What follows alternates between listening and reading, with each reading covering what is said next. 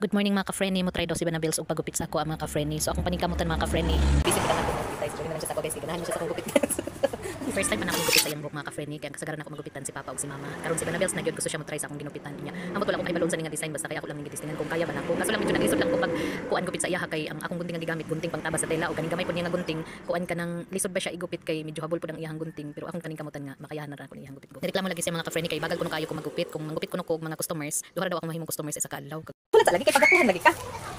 Okay, salig sa imong gupit. Oo, de, gwapo ka. Oh. Di ba? Wala sa lagi ako lagi ko kahuman.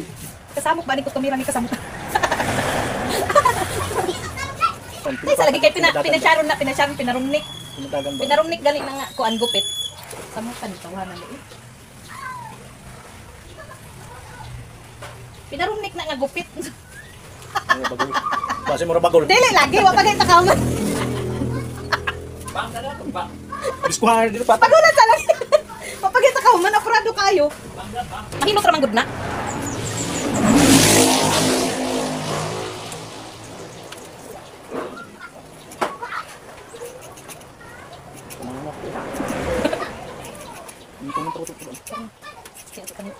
Latak.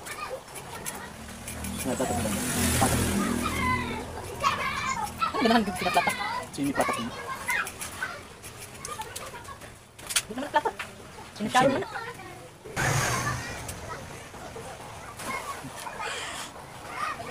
Ang resulta sa iyang gupit o doon diri ba? Nakusgan Oo, ng gupit. gupit.